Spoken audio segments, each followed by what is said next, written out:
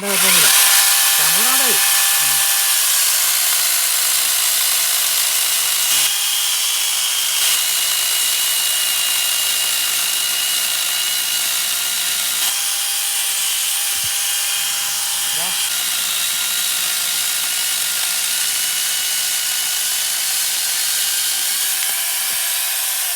വളരെ എളുപ്പത്തിലേ നമുക്ക് മരം കട്ട് ചെയ്യാവുന്ന ഒരു സെറ്റപ്പ് കണ്ടാലോ? ഞാൻ ഇതാണെങ്കിൽ ആമസോണിൽ നിന്ന് 620 രൂപയ്ക്കാട്ടോ വാങ്ങിച്ചതേ.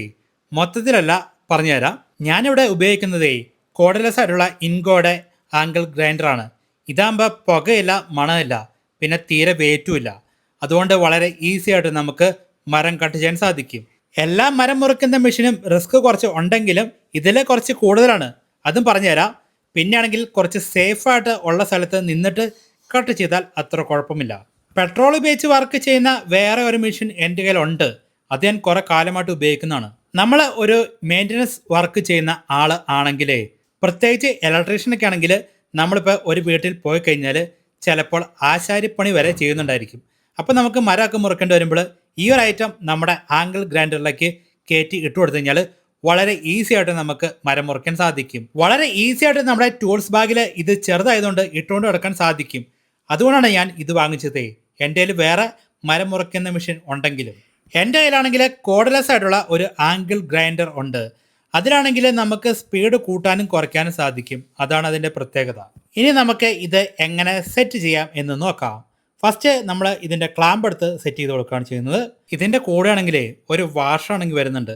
അത് കറക്റ്റായിട്ട് ഈ കാണുന്ന പോലെ അങ്ങ് വെച്ച് കൊടുത്തതിന് ശേഷം നമുക്ക് ഓരോരോ ഫിറ്റിങ്സ് ആയിട്ട് എടുത്ത് സെറ്റ് ചെയ്യാം കേട്ടോ.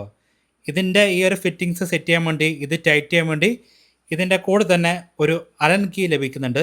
അത് ഉപയോഗിച്ചാണ് ഇത് നമ്മൾ ടൈറ്റ് ചെയ്യേണ്ടത്. പിന്നെ ഇതിൻ്റെ കൂടെ ലഭിക്കുന്ന ഓരോരോ പാർട്സുകളായിട്ട് കറക്റ്റായിട്ട് എടുത്ത് സെറ്റ് ചെയ്ത് പോവുകയാണ് ചെയ്യേണ്ടത്. ഈ ഒരു ഐറ്റം വെച്ചാണ് നമ്മൾ ചെയിൻ ടൈറ്റ് ചെയ്യേണ്ടത്. ലൂസായി കഴിഞ്ഞാൽ ടൈറ്റ് ചെയ്യേണ്ടത് ഇത് ഉപയോഗിച്ചാണ്. അപ്പോൾ നമ്മളിങ്ങനെ ഓരോന്നായിട്ട് കറക്റ്റായിട്ട് വെച്ച് അങ്ങ് സെറ്റ് ചെയ്ത് പോയി കഴിഞ്ഞാൽ നമുക്കിത് മൊത്തത്തിലുള്ള ഫിറ്റിങ്സ് കഴിയും. വളരെ സിമ്പിളാണ്. ഈ കാണുന്ന പോലെ വലിയ ബുദ്ധിമുട്ടൊന്നുമില്ല. നമുക്കിത് ഓരോന്നായിട്ട് കറക്റ്റായിട്ട് വെക്കുക. ഈ ചെയിൻ ഇടുന്ന സമയത്താണെങ്കിൽ ചെയിൻ കറക്റ്റായിട്ട് അതിൻ്റെ ഒരു മാർക്കുണ്ട്, ആ രീതിയിൽ നമ്മൾ ഇട്ട് കൊടുക്കണം. ചെയിൻ ഇടുമ്പോൾ തിരിഞ്ഞു പോയി കഴിഞ്ഞാൽ മെഷീൻ കറങ്ങുമ്പോൾ തടി മുറിയത്തില്ല. അപ്പോൾ അത് ഊരി എടുത്തിട്ട് രണ്ടാമത് ഇടേണ്ടി വരും. ആ ഒരു കാര്യം നോക്കിയാൽ മാത്രം മതി. ബാക്കിയൊക്കെ നമ്മൾ വളരെ ഈസി ആയിട്ട് സെറ്റ് ചെയ്യാവുന്ന കേസേ ഉള്ളൂ. പിന്നെ നമ്മൾ സെറ്റ് ചെയ്യുമ്പോൾ ഇവിടെ ഈ ലോക്കിൽ വന്ന് ചാടി വന്ന് നമ്മളൊന്ന് നോക്കേണ്ട ആവശ്യമുണ്ട്. പിന്നെ നെറ്റ് ബോൾട്ടൊക്കെ നമ്മൾ മുറുക്കുന്ന സമയത്താണെങ്കിൽ ഒരു പരിധി കൂടുതൽ മുറുക്കേണ്ട ആവശ്യമില്ല.